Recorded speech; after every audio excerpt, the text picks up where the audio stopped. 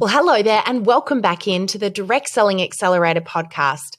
I'm your host, Sam Hind, and today I am super excited for this conversation you're about to tune in and listen into with the beautiful Ashely Collins, Vice President of Marketing with Usana. Do you know, over the years, we know that marketing and social media has changed significantly. And Ashely has got nearly 23 years of experience, not just in marketing, but she's been with Usana for that entire time. And I absolutely love this because not only is she so incredibly passionate about the direct selling industry, and you are going to get this from this episode, we really dove into all that this industry does. But Ashely's also observed the significant change and shift we've seen in the way that we market and sell our business and our products to the end user over the years. And she talked about this in this episode. You're going to love to hear both what she's experienced, but also where she sees things going. But the bit I love the most, and what I know you're going to really find useful to help you grow your direct selling business, is what she sees to be the biggest untapped opportunity for you when it comes to utilizing social media to its fullest potential. I'm not going to give too much more away, but I am going to encourage you to grab a pen and paper because she's going to drop some amazing golden nuggets that I know will help you with your business growth. So with no further ado, if you take this podcast on a walk, start walking. If you need to grab a cup of tea or coffee, sit down, get ready and relax because you're going to love listening to the beautiful Ashely Collins.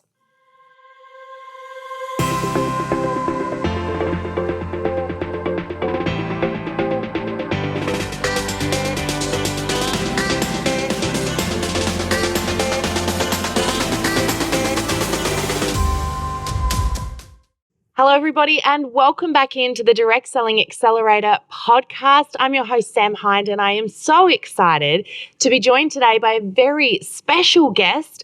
Welcome to the podcast, Ashely. It's great to have you here. Oh my gosh, thank you so much for having me. Oh, it's such a pleasure. And Ashely, look, I'm going to get you to tell everyone a little bit about you in just a sec, but we met at Social Media Day at the Direct Selling Association Social Media Day this year, and it was such a pleasure and an honor to hear you sharing a little bit about your story at Usana and what you guys have been getting up to in the way of social media. But you are Executive Vice President of Marketing at Usana. Do you want to tell everybody a little bit about Ashely before we get in? Because I know we're going to have a lot of fun picking your brain and talk all about social media, marketing, all of the fun things. So tell us a bit about Ashely first. Okay, well, I'm Ashely Collins. I have been in the direct sales industry for a little over 22 years. That entire time in my career has been spent with the same company, Usana, which is pretty unique. Previous to that, my background, I was, copywriter in the advertising scene, working for small firms, writing commercials, radio, print, and then in PR, public relations. I did a lot of PR for the film industry, a lot with Sundance. I'm based in Utah, so a lot of interacting with talent and organizing events. And then also just me personally, I am a single mom of 2 teenagers, which has definitely been a crazy ride. I know you can relate, Sam, on that level. We've already been talking about this. I was like, we could do a whole podcast episode just talking about that journey alone. Absolutely. And why I love Usana, we're very family oriented, and being, the single mom and the responsibility, it's kind of a second family here at work. So it's an extension, and I'm able to just weave my personal beliefs, what we do as a company, into my lifestyle. I invite my kids to come. They've been on trips with me. They come see me speak at events. And so it's just an amazing life, really, Yeah. I love it. I was a little bit floored, I've got to say, when you mentioned that you've been with the company for nearly 23 years. That says a lot for both the company and an industry. But you and I have got a very similar background in history when it comes to the marketing, career path. And one of the things that I really was keen to ask you about, because it's very rare to have someone who has been not just in the direct selling industry for so long in a marketing role, but with one company. And, with that dynamic, you would have seen such a clear shift in the way that our industry, particularly Usana, I suppose, in this case, has adapted to the marketing world around it. I was really keen to ask you if, over the last 23 years, what shifts have you seen aside from the obvious social media shift, in the way that we market to people and the way that, particularly direct selling operates in from a marketing and sales standpoint? Yeah, I mean, it's pretty drastic. Back in the day when I started, even the company was smaller. We're a global company, like 24 markets all over the world. So we've expanded. When I started here, we were only in a couple markets. And the way of interacting and the power of the industry was they would do in-home meetings, and it was those days of fire your boss, be your own boss, you can do this. And the Mhm. demographic of who there was and what they wanted. They want freedom, and they wanted trips, and they wanted just everything intertwined. And it's shifted so much just because obviously as people age, things change, and you can't talk about it without talking about not just social media, but just the internet as a whole. I mean, Mm. it's Yeah. constantly grown, and different trends and how you connect with people. And I mean, COVID was probably the biggest one that we had because Mm. they're not able to get together. A lot of what we do is talk to people you meet face to Yeah. face, and there's so much power in that. But Mm. overall, even the way people buy through history, it really is recommendations. Like I could sell all these products I'm passionate about. It'd be like, well, man, if I could get money for that, I would be, set for life, because that's what you do. Where did you get that? Oh, where'd you get that shirt? Who does your hair? What do you do? And you kind of share that. Mhm. But the shift has become because of the internet, with reviews even, and how people Yeah. talk about things, and just having a presence. Everything has changed. And we also, I think a big one, when I started, everyone had their web pages for their business, these kind of Mm. templates, and it would be their bios here, and they'd be big about them and be part of my team. That's not how it is anymore. It's not really those personal websites. It really is mimicking kind of a shop experience that's connected to them, but everything else is Mm. done through those other channels. So it's kind of Yeah. fascinating to watch. I'd love to know, not just, I guess I've got two questions that have come up here, so I'm going to have to keep myself on track, because I'd love to know what you see coming next. Where do you see, and I'm throwing you in the deep end here because I didn't pre-prepare you for this question, but where do you see things going? You had 23 years of watching, the patterns and the shifts, and some of them are not really patterns that we would have experienced before being COVID. That was kind of a bit left of center. But what do you see happening next, and where the industry is going to go, and as far as what's going to work from a marketing standpoint?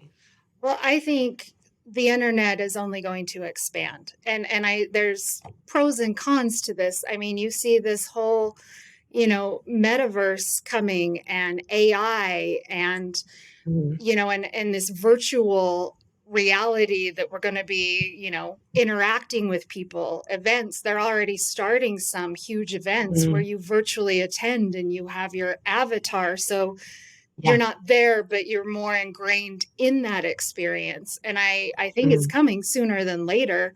And it's also, your mind can't even wrap itself around where it's going to go, because I never even thought TikTok would be what it is today, I know, right? 2 years ago. I mean, it's just, you Yeah. don't know what will come next. But I think virtual realities, and this Mm. AI, and everything with this whole metaverse, and how we're going to be, you and I would be sitting in a room together with these things, not just on a Yeah. screen interacting. You'll be hiding Yeah. behind characters even more, which I don't know how much I love that, but it's coming. Yeah. It's a really interesting one, and we at the moment, for anyone that has played with the virtual reality world, of course, you've got these great big headsets that you put on. Our kids love it. I have to really limit how much they use it because it really does, it fires your brain up, something unbelievable. But it really does take you to a totally different place, as though you are in that place with whoever it is that you've tuned in with, and. But they are shifting it to or working at the moment with some companies to develop just simple glasses. So you can simply put on a pair of glasses and then jump into your virtual reality world. And it's the whole metaverse. The whole idea is that we have essentially this escape world we can go to and connect with anyone, anywhere, and be anywhere at any time, and be anyone we want. You don't even and be have to be anyone we want. yourself, and that's kind of what scares Yeah. me a little bit. Well, really, if you think about it, I mean, that's what social media is, isn't it? We are creating a persona because we're not telling people the whole of who we are on social media. And this is one of the things that I guess we're going to talk a little bit about today. But, social media in itself is creating a version of us that we want the world to see, isn't it? It is. And yeah, you always put your best foot forward, who you are, but you're seeing even in trends and things like those very stylized images, how they're kind of taking that image of what it looks like, and then they pan out more and you can see where they really are, what kind of backdrop and what Yeah. things look like. Like, people Yeah. want some more realness back. They want real, don't they? Yes. And this is the thing. I just, if there were one piece of advice I could give all of our listeners, it would be to go back to being you. Yeah, just drop the social media, go back to filters. being you. Drop them. Yeah, stop the filters. Be Yeah, real. and it's so true. It's just, I feel like if I could just, in fact, I would be made redundant if people would just do this one thing. If they would be themselves and show their real true personality on social media, I wouldn't be needed. Really, I feel like that's as simple as what it is. It's, but this brings me to the other question I had. You've talked about what's changed and what you see happening, and I totally agree with you. I think that virtual reality world, I think people will reluctantly move into that space. I don't think people will necessarily want to go there or like it, but I feel like that's what's happened with Facebook. People didn't want to go there and didn't like it, but it's a necessary evil in a sense. If you avoid it, we all know you can't grow your business. So I agree with you, but I think that it will just be one of those things that people go, all right, well, I'm going to have to get on that bandwagon. But I really would love to know what hasn't changed over the last 23 years. What hasn't changed is the power of connecting. I didn't ask you this, so I'm not sure, where you are. There's a Netflix show that's come out. I am a pop culture junkie. Like, I love everything from music, TV, movies. I just love to be up on everything. And there's one called The Circle, which is a reality show where contestants go in. They can choose to be themselves or a catfish. And they're locked in separate rooms. They never speak to each other, see each other. It's all done through social. So it's all done through how they chat, their profile, utilizing emojis. And it's been fascinating watching it because people that win and that last longer in this are authentic, and they still are able to connect, even though you don't hear a voice. All you see is a picture and you don't even know if it's still that person, but the words they say and what they put out there, it's that longing, still wanting to connect, which gives me, there's so much hope for our industry, because that is 100% what we are. And word of mouth marketing is the number one way to sell, and that has not changed. The reviews, the recommendations, that power, it's not going to go anywhere. People even more want that because they want the trust factor, and it works. And someone I know does it. Yeah, 100% agree with you, Ashely. And the fact that we almost have less of that now, that people want it more. Yes. It's like our world has gone so fake in so many ways. We're over it. It's so contrived that this need, and after I hate to bring COVID up over and over again, but after that period where we became even more disconnected, there's this hunger for people to be genuinely, and I just want to really encourage people, it is that word genuine, genuinely connected with each other. on a real and relatable level, which is why storytelling and sharing is so powerful, It because is. it's not about, sharing a story of, a perfect world. It's share an experience you've had, share a journey you've had, help people relate and connect with you, because people want that from you more than what you No. realize. They want And to I think we get so, relate. They want yeah, something they can relate yeah, to and be inspired. We all want inspiration.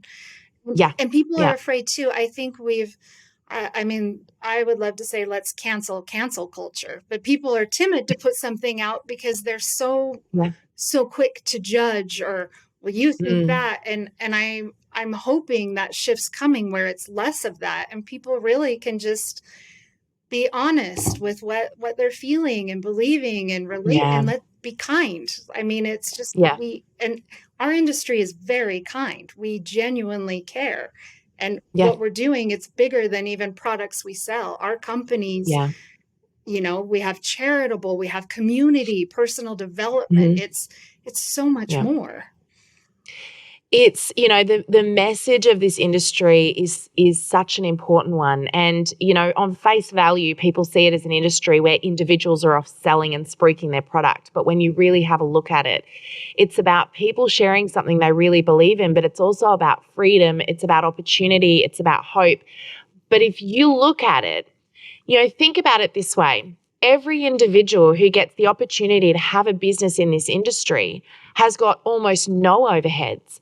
They get all of the training provided for them, but it's not the training about the business. Look at things like this. There's a podcast right here where anyone can access this completely for free and get development opportunities here from incredible individuals like Ashely from all over the world.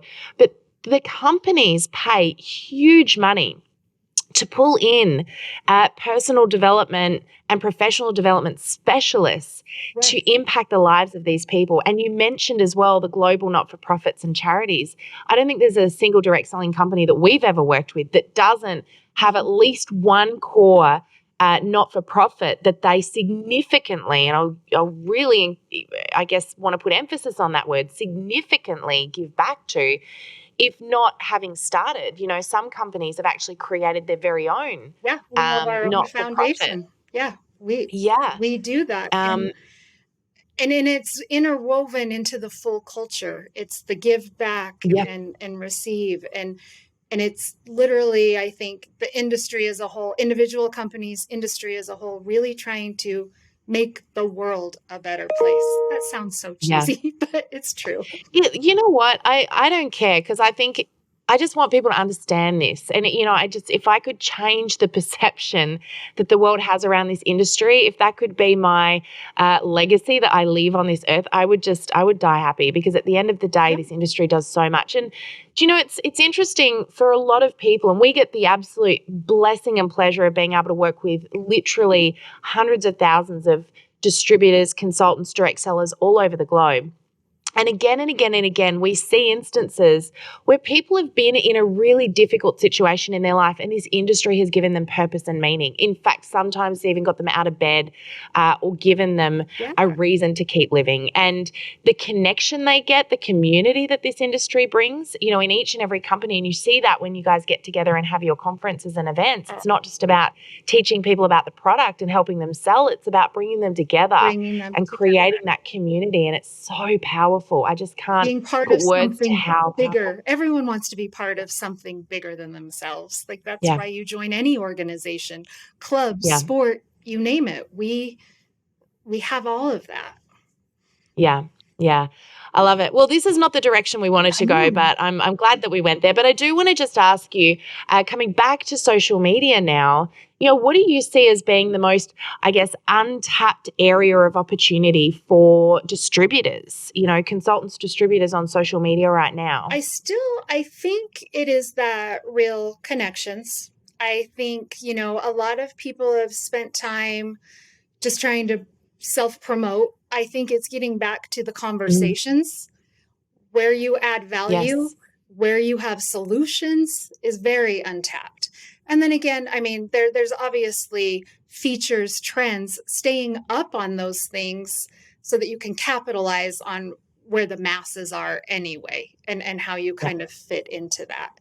but so much Yeah. of it is just the conversations, and it is asking questions, seeing what people are Mm-hmm. interested in, so you know where to go with things. And it's trying to Yeah. establish those connections in an online platform, that it's really powerful. It does work. It's not the same as face to face, but it can be just as strong. Yeah. I really love this. We had this conversation the other day, and when I asked you this question, you just came straight out and said, you know what, social media isn't a place necessarily to be doing all of the doing. It's also about the research and the finding the things out. And I love that. You speaking my Oh, language yeah. 100%. It was that, you know what? Social media isn't just a place to sell. It's not just a place to tell people what you want them to hear. It's a place to listen and learn. And Number I really one, wanted to tap into that with you today. number one is listening. I think Yeah. people spout Yeah. stuff out, but the more you can listen and provide value back and Hmm. join in, I think people that do that are way more successful. We see it. Yeah.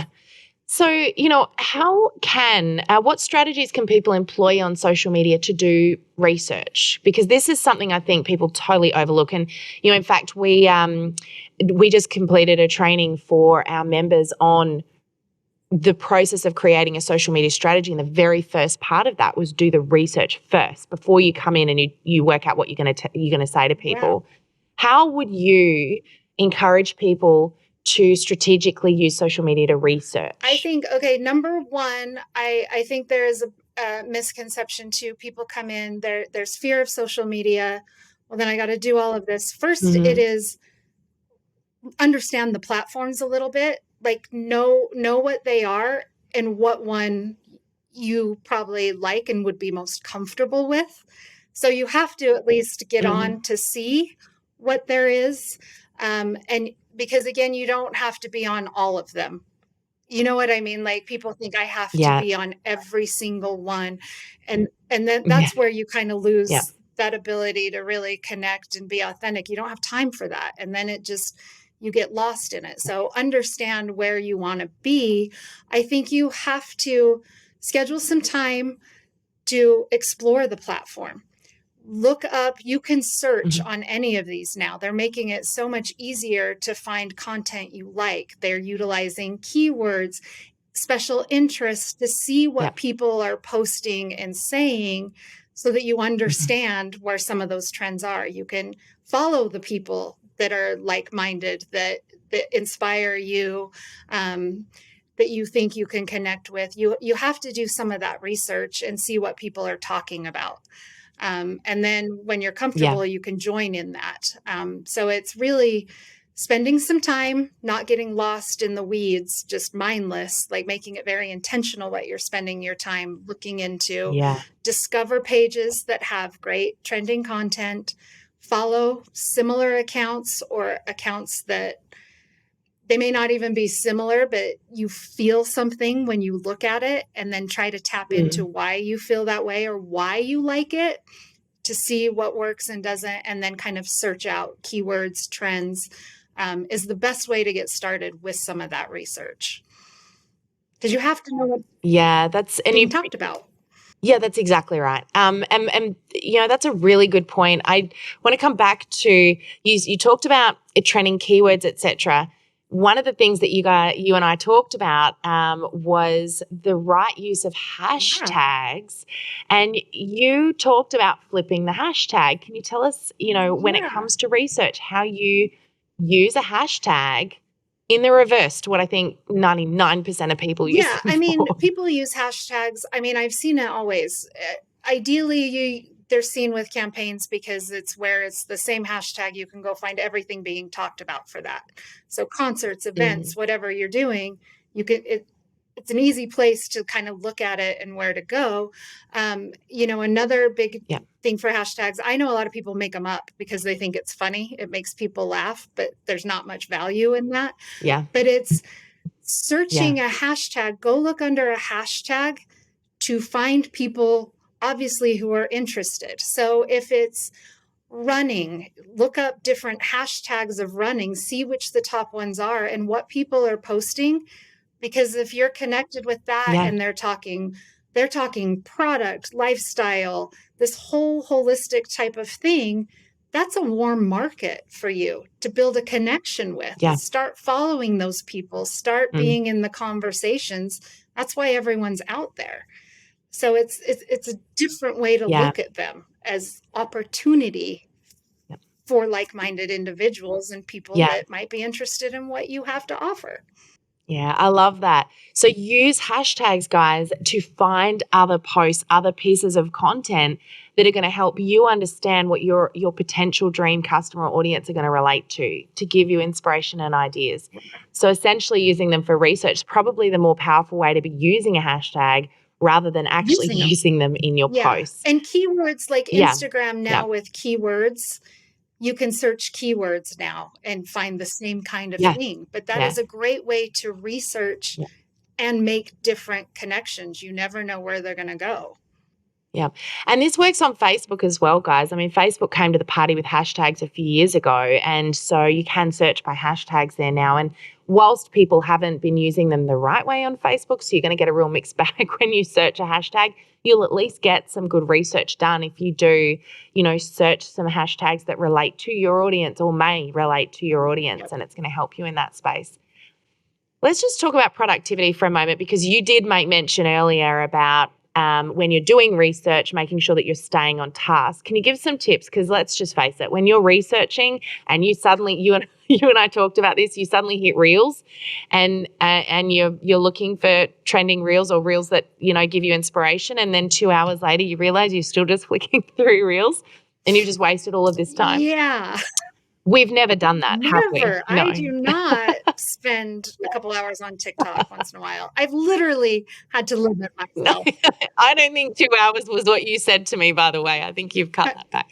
But anyway, let's honestly talk about it. I mean, social media is designed, and just in case our audience is a little unfamiliar with this, social media is designed so that the algorithm actually knows you in absolute it knows you better than I would hazard a guess most of you know yourselves. In fact, in so many cases, it can predict your behavior and what you're likely to do next.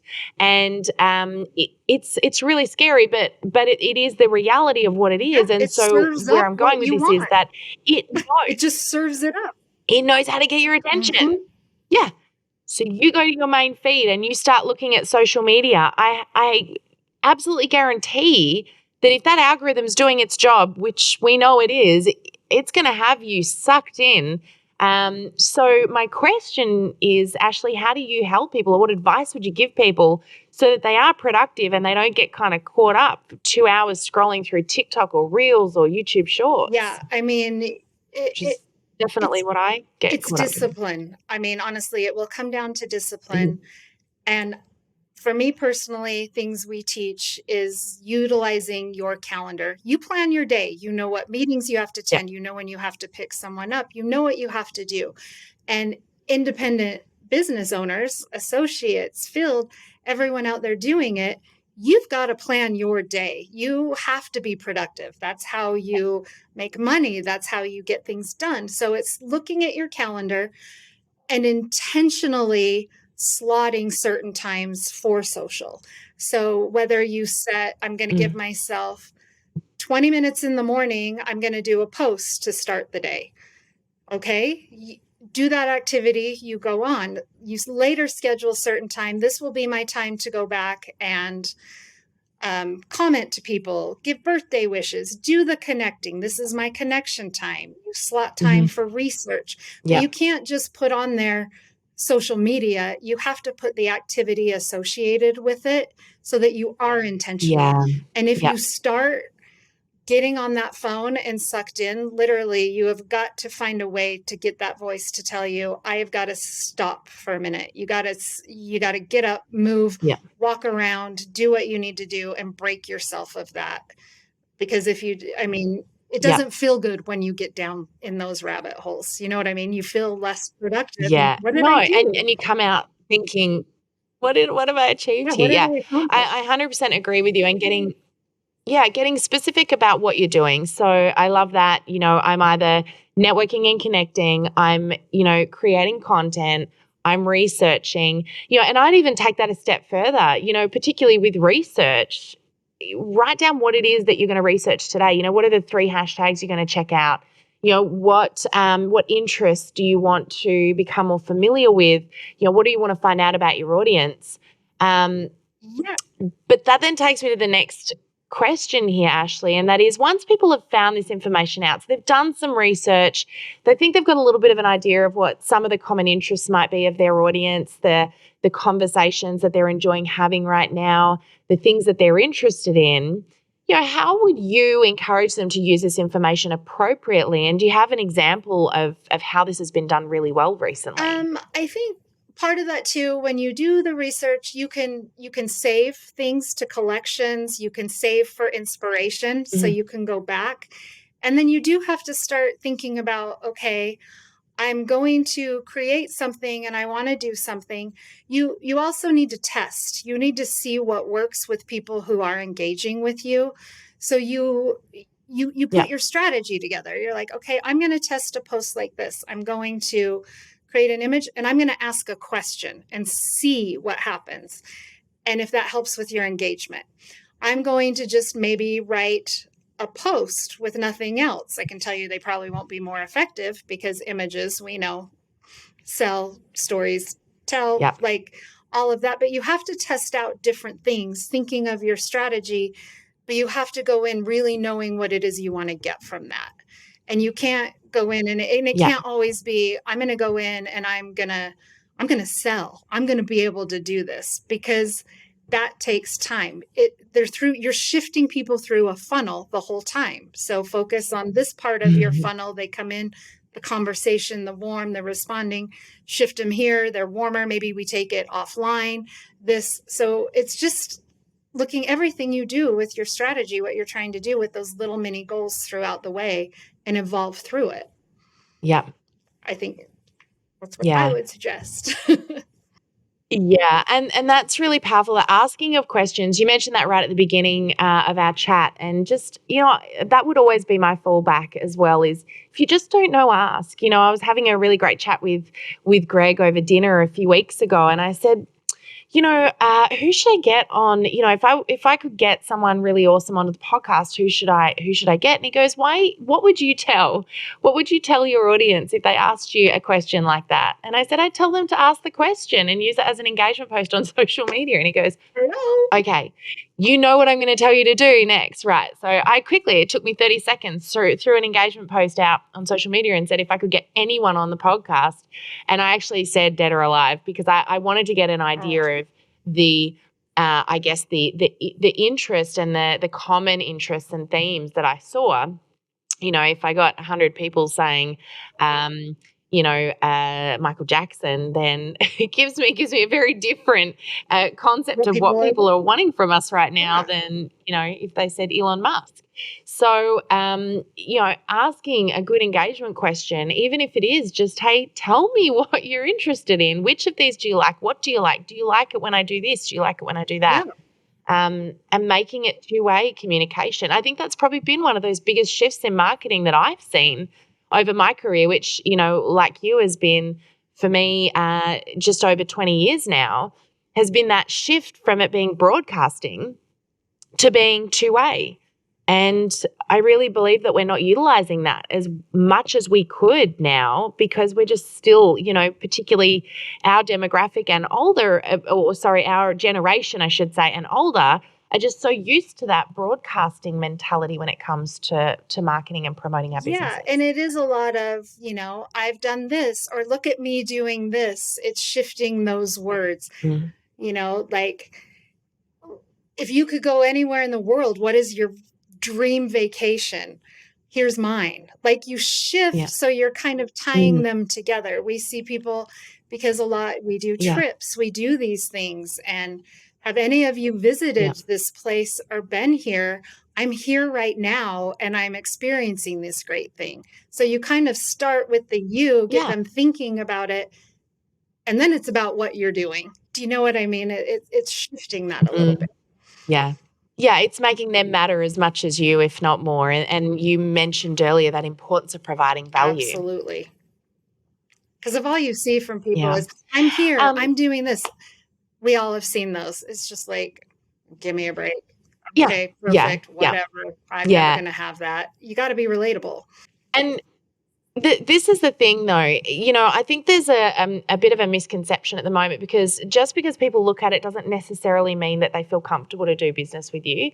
So when, you know, I guess I'm going to use the drama as an example. You know, one of the things that we've all seen on social media is the dramatic content, the rants, you know, I'm not going to name and shame here, but I've got a particular friend who I love in person, but on social media I can't stand, because every post is, you know, a verbal vomit of some drama that's happened.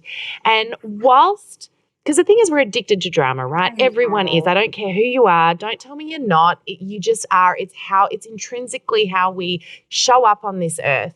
And, you know, when we see a dramatic post, the best way I like to explain is it's kind of like when you drive past a car crash and you can't help but look, right? You want to look, you want to know what's going on, but you would never run into the middle of it. Right? You'd watch it from afar, but you wouldn't go into the middle of it. It's kind of like that with a direct selling business. If you are running a business and you identify that if I'm really dramatic on social media, I get lots of attention, I get lots of views, my reach goes up. It doesn't mean those people are going to do business with you. It just means that they're watching you. And You're the train wreck, for me, it's probably they can't look away from, but they don't want any part of it. No one wants to be in the middle of that. Yeah. Yeah. And the vague booking, like with Facebook, the whole where they vague book and it's like hinting towards these problems and it's hard. And I'm just like, oh my gosh. Stop it. Yeah. Like you're not going to say Stop. it. Yeah. Why are you posting?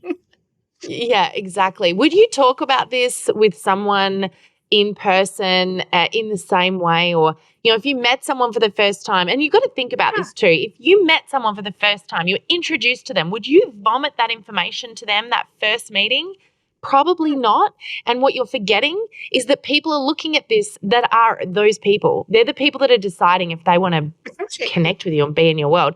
And I guess my point or my direction I'm trying to go here with this is that, you know, I see a lot of particularly direct sellers that do this, you know, there's a post about me, there's here I am here, and this is what I'm doing today. And now this is what I'm doing, and this is how I put on my makeup, and this is how I take my makeup off, and this is what I'm eating for lunch, and now look at what I'm eating for dinner. And whilst you might be very good at sharing that content to the point where people just can't help looking at it, are they looking at it because they feel like they connect with you and you make them feel good about themselves and you know, they want to relate to you and they feel related to you? Or are they looking at it because it's interesting content, but when it comes to doing business, they find you maybe intimidating or self-focused or first impressions. You know, we all know about first impressions, right? Yeah. But the thing we also know about first impressions is it's not what people think. It's about what they feel. Yes. So people won't remember what you said, but they'll remember how you made them feel. You've got to think to yourself, if I put this piece of content out here right now and I put yourself in the shoes of someone who's just seeing you or meeting you for the very first time and they don't know you yet, what is it likely to make that person feel when they see this piece of content? Absolutely. Because guaranteed there's going to be someone out there that is in exactly that situation. And the question is, do you want that person to want to see more, or do you want them to sort of walk away and go, that person's a bit of a douche or a bit arrogant? You know, I don't really, you know, I'll look at their content, but you know, there's very harsh wording there, isn't it? But, hey, I loved it. But yeah, stay away. We've all thought it, people, okay? We thought it. And others too. But yeah. Yeah, I think everyone right now has got at least one person in their mind right now, and I really hope it's not yourself. I hope it is. Yeah. Yeah. Maybe take a look at yourself. Okay, realize so I've got if you're doing it, because sometimes it's hard to look within. Yes. You can shift, you know, just little changes make a huge 100%. Like, oh man, am I doing that? I don't want to be that. So change it. Yeah. Go back and look at your stuff. Look at your content. Just go, if I was looking at this from the shoes of someone who didn't know me, who didn't understand that, because the thing is that you might justify it because you go, oh, well, anyone that knows me knows that, blah, and so they get me. Okay, but I don't care about those people because those are the people that you've already connected with. We care about the new people that you want to connect with, the growth.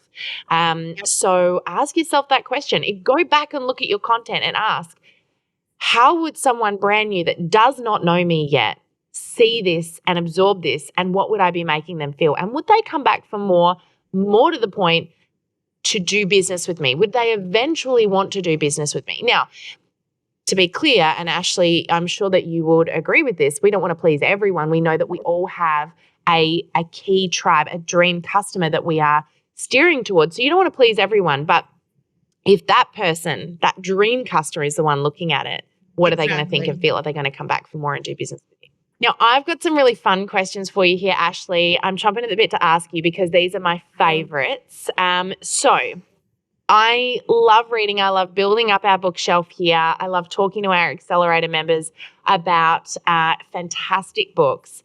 So I love to ask, what book would you recommend to add to our accelerator book list? And it could be anything. Oh, well, anything. Well, I mean, there's so many, but one that I was actually reviewing this week that I use these practices. This isn't just for business, but for personal, it's the 5-second rule by Mel Robbins. I think this book is so great. Oh my gosh, yes, I love that one. For me, I do it all the time. If I'm nervous and it's like, I'm not moving, 5-second rule. Don't think it helps with a mindset shift, and with anything, even use that when you get down in the weeds of social media. Oh, 5 seconds, I'm stopping, and you just can do it. And I just think it's a great book. There's so many good tips. It really is. Yeah. Mel Robbins is amazing, but that is a great book. In fact, that was probably one of the first ones that I read when I went into business. I'm so glad that I did. It's a really good one. So, great suggestion. If you could have one superpower, any superpower, what would that be and why?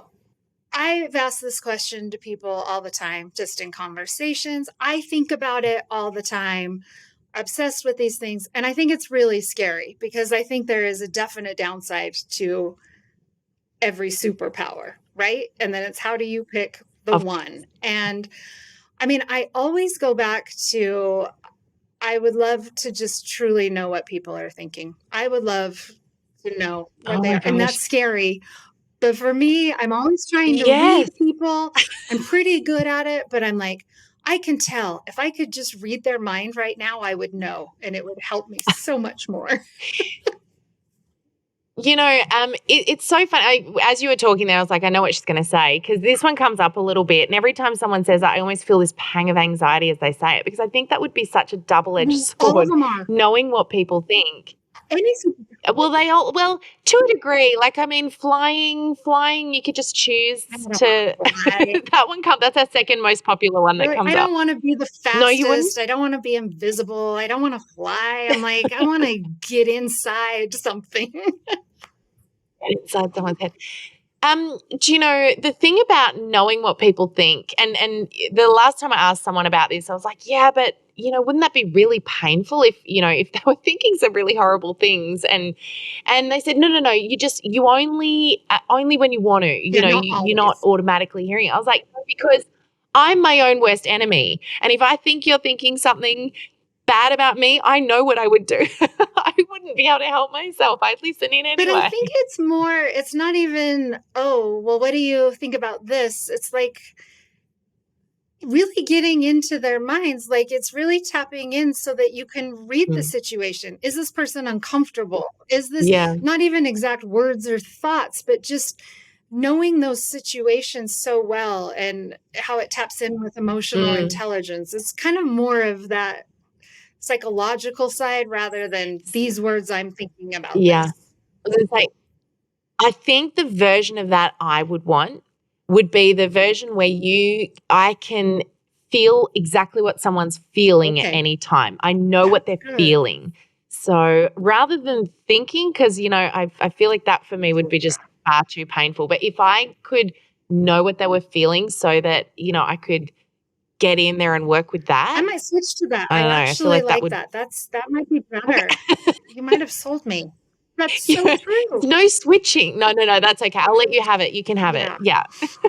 I think so. Yeah. Which, is actually a real thing. It's, what they call that being an empath, Oh, don't yeah. they? Someone who can understand or can feel what people are feeling. Which is also So, a double-edged sword there you to go. always take that burden. All of them, I don't know. Yeah. It'd be nice if you could know what they were feeling, but not have to feel it yourself. That's the knowing. So Yeah. maybe I'm back to mine. That's kind of where I was. See, look, how we're talking ourselves around in circles. So let's do a whole podcast episode on the superpowers next. Let's do it. Okay. Favorite quote. Okay. What is your So my favorite favorite quote, you can laugh at me, but I just love this quote because I am the pop culture. So of course it's going to be from a movie. So the movie Ferris Bueller's Day Off is one of my favorites. I love the 80s great movie. flicks. Yeah. And it's life moves pretty fast. If you don't stop and look around once in a while, you could miss it. I just love that quote. I think that's a really great one. And I'm gonna it's very similar to probably the favorite piece of advice. I would say it's not so much a quote, but a piece of advice that a really good friend gave me recently, which was, every now and again, and he was referring to running. No, do you run, Ashely? Yes, I love to run. Yeah, I could tell. I haven't for a while. I've gotten out of it, but yes, I was big into running. Yeah. So I was training for a half marathon, still technically am, but got to get back into it. But was talking to this person about running, and he said, I'm going to give you a piece of advice that you're going to use for running and life. And it is every now and again, instead of just looking to the finish line and where you're going, turn around and see how far you've come. And when you're running, just run backwards for a moment. Just see the ground that you've covered and just give yourself a little pat on the back for that, because sometimes we can be so anxious and focused on the road ahead that we miss that. And it's sort of similar to what you're saying there is, life goes so fast. If you don't stop and enjoy it, you can miss it. And also turn around and look at where you've come. Why I love that quote is it's that reminder to be present. Don't always be especially this day and age with the phones, the distractions. It's like, put all that away and just be present. Go outside, close your eyes, listen to the sounds. It's so vast and amazing. And it's those little times to just take a breath and realize where you are. Yeah. I don't know. I think that's powerful. Yeah. 100%. Great one. I love it. All right. The very last question here, Ashely, definitely my favorite of all, is if you could go back in time and say one thing to your past self, what would that be? All of us think back man, if I knew this back then, and what about this? Honestly, I think all that I would really tell my past self is it's going to be hard, but no matter what, it's going to be worth it. I don't like to dwell on, those regrets because we all get caught up in it. It's like, man, through life, these hardships, and if I wouldn't have done that, but I'm like, but if you wouldn't have done that, you wouldn't have known about this. That's how we grow and learn. So it's you're going to be okay, and it's totally going to be worth it. There's no wrong choice. Do you know what I mean? We all just think, I screwed up here. If I go back in time and fix that, you don't know, you wouldn't be the same. So why would you do that? There's a reason we go through those journeys. So I think it's just really, it's going to be hard, and some things are really going to suck, but it's still going to be okay. And it's happening the way it needs to. I love what you said, though, that it's going to be worth it. It'll be hard, but it'll be worth it. And, I guess it's such a good point, because I don't think there's anything that if you really truly look back on it, you can't see something positive that's come from even the most difficult of situations. Really? And that in itself opens up a whole nother podcast episode. But such a good one, such a good point. That's how we learn. That's how your experiences shape who you are. So don't Don't ever Absolutely. regret, fault, Yeah. or be angry about your experiences because they're true to Mhm. you. Just experience them and Yeah. don't spend so much time going backwards. You got to go forward. Yeah. Such a great note to finish on. Look, Ashely, this has been such a great chat. And I think we could keep going for a couple of hours.